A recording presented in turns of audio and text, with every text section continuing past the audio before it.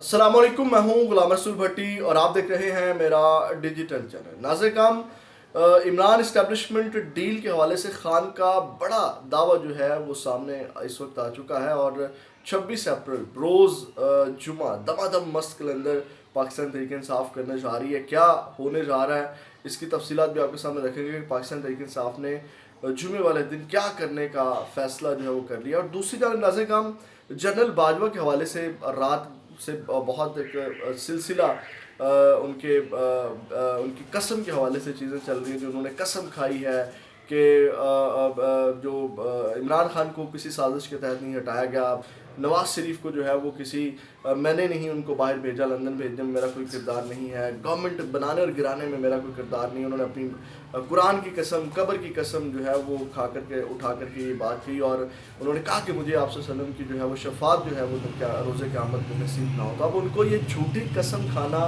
महंगा पड़ गया है। अब इसके ऊपर भी आप बात करेंगे कि उनको किस तरह ये झूठी कसम खाना महंगा पड़ गया। नाज़िर-ए-किराम, शुरू यहाँ से कर लेते हैं, लेकिन तफसीलात में जाने से पहले हमेशा की तरह नए आने वाले दोस्तों से यही दरख्वास्त है कि वो चैनल को सब्सक्राइब ज़रूर कर लें और बेल के आइकन को प्रेस कर लें ताकि उनको हर नई आने वाली वीडियो को नोटिफिकेशन मिल सके और वीडियो को लाइक ज़रूर कर दें। नाज़िर-ए-किराम, सबसे पहले साइफ़र केस में अहम पेशरफ्त हुई है, वो मैं आपको बता देता हूँ क्योंकि इसी में फिर इमरान खान साहब ने सहाफ़ियों से गुफ्तगू की, वो भी आपके सामने रखेंगे। नाज़िर-ए-किराम, जो 190 मिलियन पाउंड केस है उसकी आज समाअत हुई और ये समाअत जज नासिर जावेद राना जो है वो कर रहे हैं और इस हवाले से आज वहाँ पे इमरान खान की जानिब से जो वकला हैं वो वहाँ पे ज़हीर अब्बास चौधरी, उस्मान गुल, खालिद यूसुफ चौधरी जो है वो अदालत में पेश हुए और नैब के डिप्टी प्रोसिक्यूटर जनरल सरदार मुजफ्फर अब्बासी और प्रोसिक्यूटर अमजद परवेज़ की टीम जो है वो अदालत में मौजूद थी। नाज़िर-ए-किराम, अहम केस है और अब इस केस में बाकी इमरान खान साहब के केसेस को जो उनमें उनको रिलीफ नहीं मिल रहा है या बाकी केसेस को जो लटकाया जा रहा है, कहा यह जा रहा है कि इस केस में इमरान खान को सज़ा हो तो फिर बाकी केसेस में रिलीफ मिले, यानी कि उसके बाद अगर बाकी केसेस में रिलीफ मिल जाता है तो इमरान खान बाहर आ जाएंगे।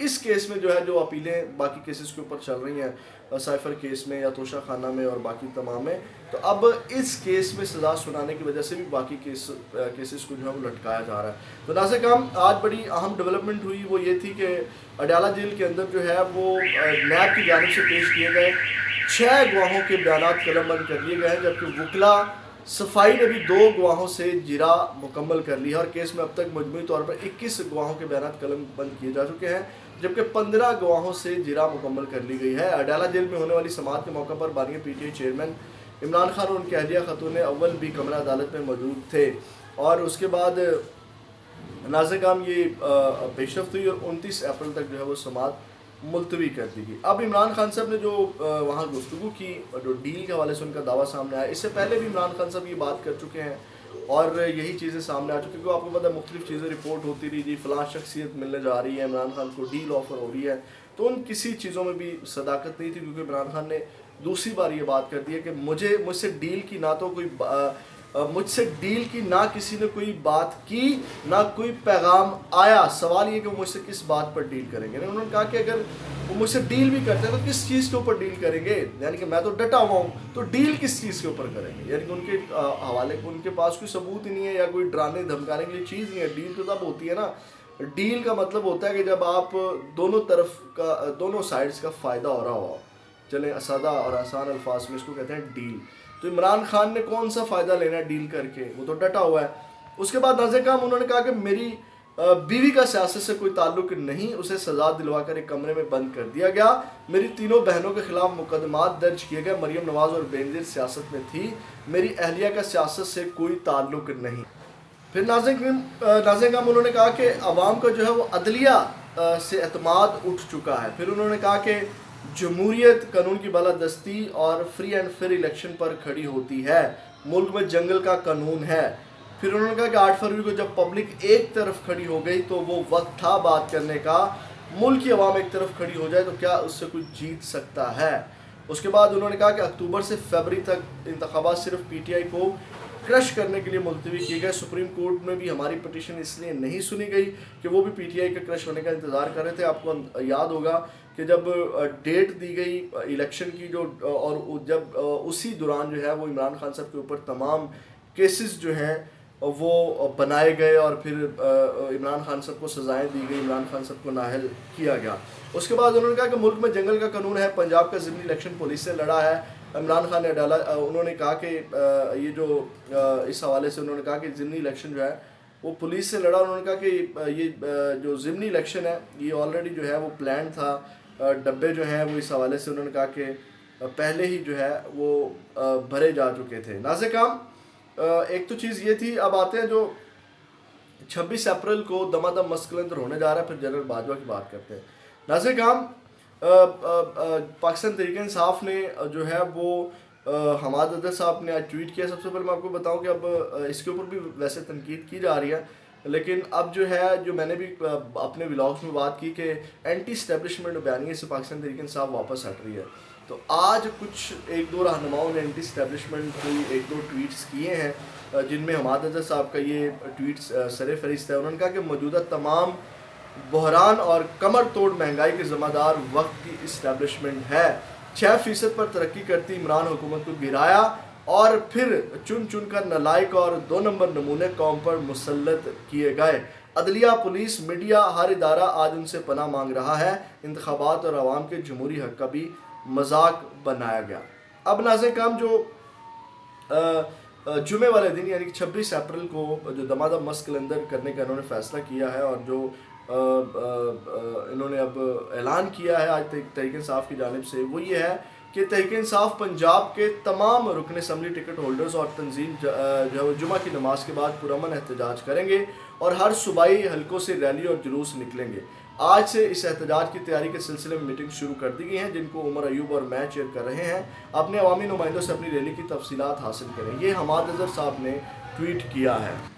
ناظرین کرام، پرامن احتجاج کرنا، پرامن جو ہے وہ ریلی نکالنا، وہ ہر سیاسی جماعت کا حق ہے۔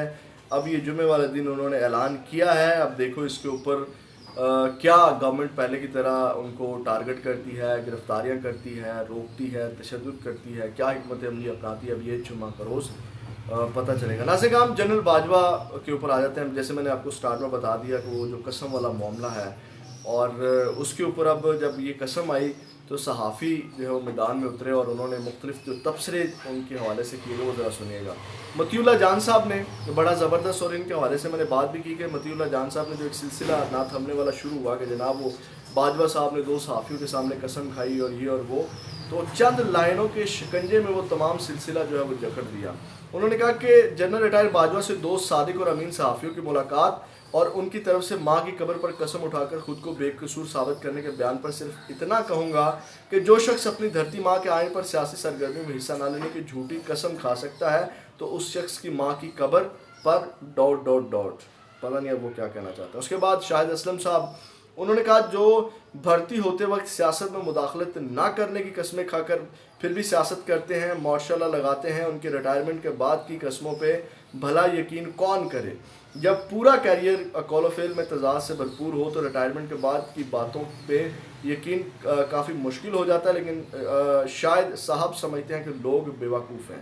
اس کے بعد محسن بلال صاحب ہمارے ایک صحافی بھائی ہیں، انہوں نے یہ ٹویٹ کیا۔ انہوں نے کہا کہ جھوٹ بولوں تو قیامت کے روز رسول اللہ کی شفاعت نصیب نہ ہو۔ جنرل باجوہ نے بات کی۔ انہوں نے کہا کہ عمران خان کے خلاف تحریک اعتماد نواز شریف کو لندن بھیجنے اور اپنے لیے ایک توسیع مانگنے کے الزامات درست نہیں ہے، یہ انہوں نے قسم کھائی تھی۔ تو اس کو ٹویٹ کیا عمران بھٹی صاحب ہیں، ہمارے صحافی بھائی ہیں، انہوں نے کہا کہ اس شخص کی بات پر یقین کریں جس نے حلف کی پاسداری نہیں کی، جو سیاسی جوڑ توڑ کرتا رہا، 2018 کے انتخابات میں کھیل ترتیب دیے۔